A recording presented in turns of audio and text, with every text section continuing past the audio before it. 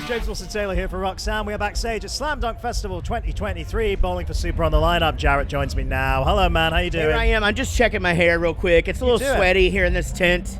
It's like a sauna we've got set up here, so we can sweat it out. I mean, that's it. They just that's the extra on-site facilities now. They just provide a sauna specifically for press. It's provided for the bands. If we do press, then we get to sweat out all of our toxins.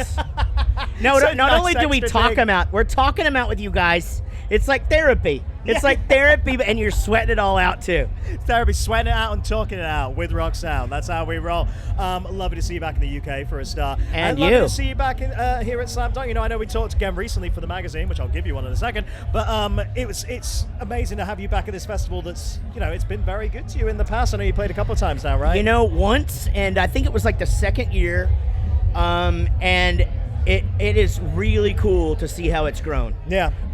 When we did it, one of our stages was in like an empty warehouse type arena thing, and the other one was just on the campus of a university. Right back in the day. Yeah. And so just to see just how massive it is and just how comparable to its predecessors. I mean, it's a nod to Slam Dunk and the organizers and all those people doing this thing. Yeah, absolute shout out there. And it's such a warm and friendly crowd as well. Like, these are your people out there, man. Like, this absolutely. is, when you're playing Slam Dunk specifically, you guys are going to have a good show today. It's undoubtedly. Yeah, for sure. You definitely, I went on stage with, it's always nice to get a little tidbit of an intro to how it's going to be. I went on stage with Zebrahead for a minute and the crowd,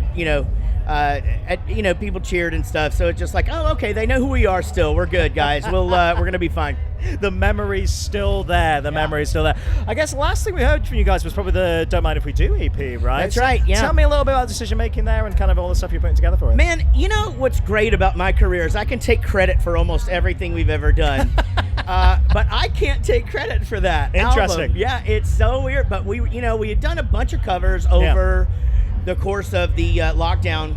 And streaming has really opened it up for bands to be able to do cover songs because they do all the accounting. So as long as you don't sell it, you can cover whatever you want without permission, it's right? Nice. And it's great for bands, right?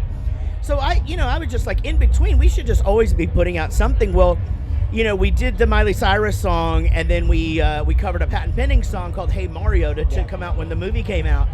And it was actually my managers who were just like, we have this idea. What do you think about putting out a whole album with all these? And I'm like, you sons of bitches. That is exactly what we should do. So, of course, I took it and named it and made the art and all of that stuff. But yeah, I can't quite take credit for that idea.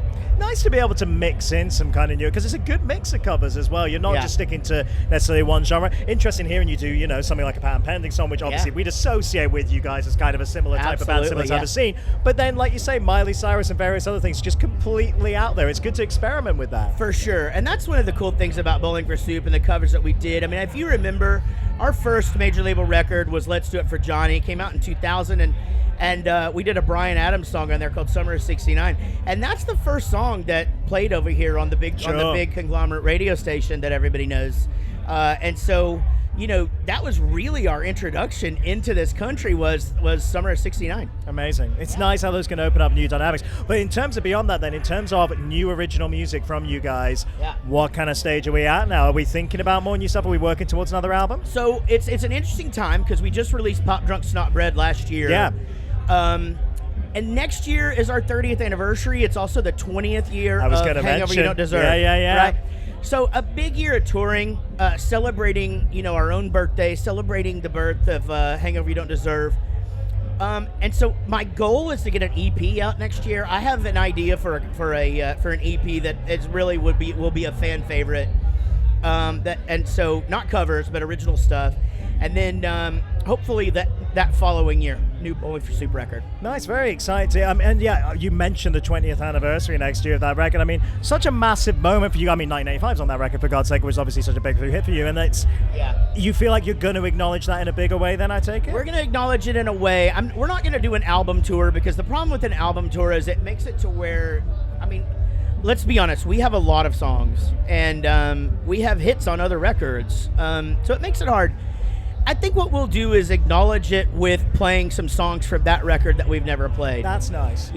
Because quite frankly, our set leans heavy on that record anyway. We always play Ohio, almost 1985, you know, so and then you've got My Hometown, which we'll do every once in a while, and of course Smoothie King and Two Seater, and so we've kind of already performed most of the songs on there. So I think probably the idea will be, let's play those hits, then let's get out there and maybe do some songs that nobody's ever heard us play. Nah, that's a very exciting move. A very clever way of acknowledging that. I like that a lot. And in terms of more kind of live stuff as well, one thing I did want to mention, got announced the other day, you guys are on the lineup for Riot Fest this year, which we are. It's got to be so exciting because you're a natural fit at places like this.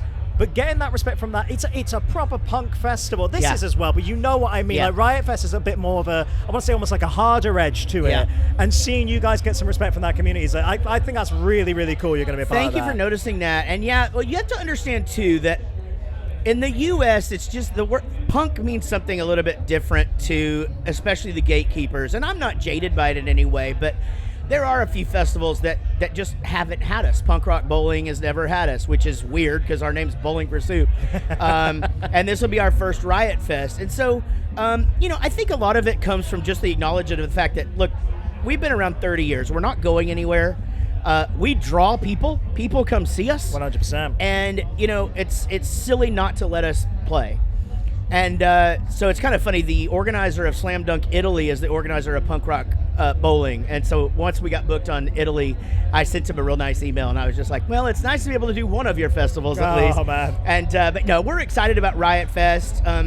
You know, it's for us, it's another festival of all of our friends. And, 100%. But in the U.S., you know, you wouldn't see us doing Ozfest, and we played Ozfest here. You know, and how many times did you see us at Download in between Anthrax and Godhead? You know, I mean, it happened. But I love that about your audience, though, is because they love having fun. You guys do such fun live shows and all that kind of stuff. But it's a diverse mix in terms of their musical taste. You know, they appreciate the heavier stuff. They appreciate the lighter stuff too. It's kind of cool to be a part of something like that. I think we're a non-guilty pleasure. I think we're just that band that. So a pleasure. Yeah, exactly. You know, you hear Bowling for Soup in the club, and you dance and you sing, right? I mean, and it doesn't matter if you're wearing an Iron Maiden shirt or a Rage Against the Machine shirt or a Busted shirt. You're going to be into it, and because this country really adopted us, and I think it just goes to show you we sort of cross into where.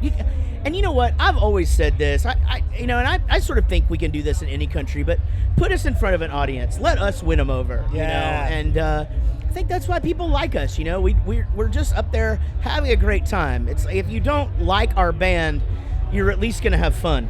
100%. Love that you just referenced Busted as well, by the way. Shout out, boys. Love you, boys. Absolutely. Those are my boys. Oh, absolute lads. Got to mention then one question we're asking absolutely everybody before I let you go. Dream collab on this lineup. It feels like this is kind of a vintage Slam Dunk this year, I think. It's a very stacked lineup. Anyone you've never worked with before that's here this weekend that you'd love to jump on a track with?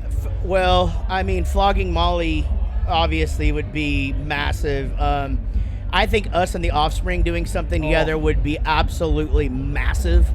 Of course, you know, Less Than Jake and us are always doing something. In fact, we've just announced via the billboard out there that we will be back in 2024 for the first time together in the UK on a tour. So and it's called the You Ask For It tour because people have been saying for 25 years, you guys got to tour together, and so we are.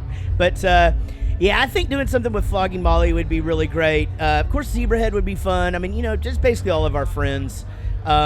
I love Billy Talent, too. I mean, I think that would be an interesting collaboration. So anyway, any of you boys up for this, let's do it. Let's make it happen. Let's manifest these things now. Have a great show. Have a great rest of your weekend, man. Thank Always you, brother. Good to see you. Okay, you too, my everybody. friend. It's nice to see you not on Zoom for once. I know, for once. My God. We made out the computer screen.